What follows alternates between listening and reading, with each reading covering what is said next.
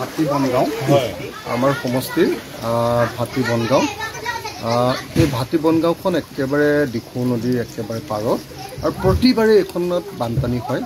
আমি ভাটি বনগাঁৱৰ ৰাইজক ইয়াৰ পৰা স্থানান্তৰিত কৰিবৰ কাৰণে ভূমিৰ ব্যৱস্থা কৰি আছোঁ, কিন্তু উপযুক্ত ভূমি তেখেতসকলে উপযুক্ত ভূমিৰূপে গ্ৰহণ নকৰাৰ কাৰণে এতিয়ালৈকে নিব পৰা নাই।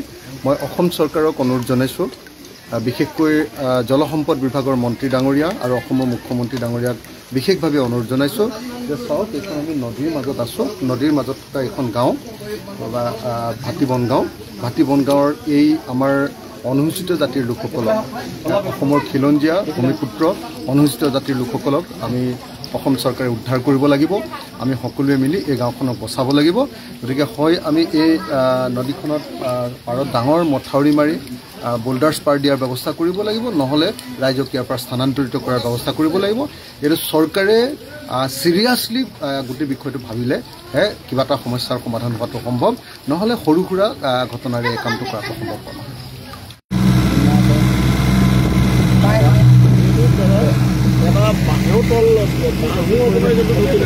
নাপায় না তিনিটা বাঁহৰ মাজত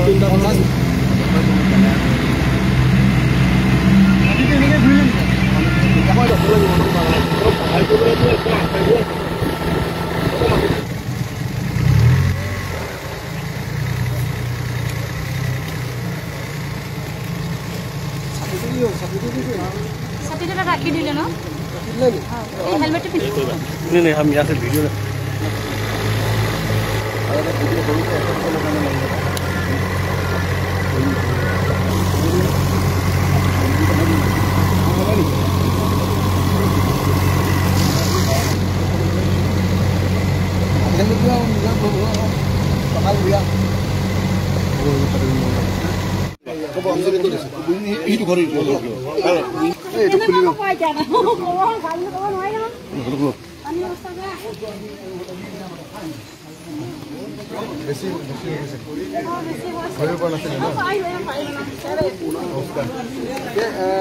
পুৰা সোমাই গ'ল ন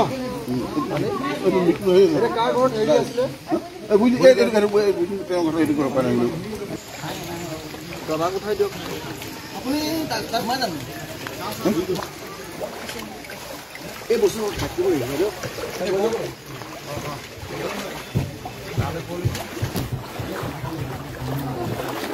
लाइन कर लेना, लाइन कर लेना, लाइन क्रॉस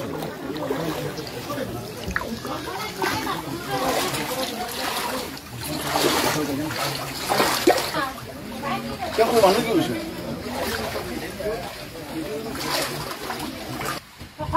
अपन रहा है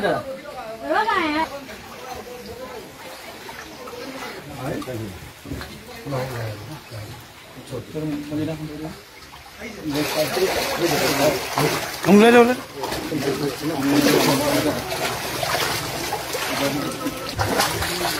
यहाँ ऊंचा नीचा मेरे को थोड़ा पकड़ करके सही हाथ पकड़ कर महिला का नहीं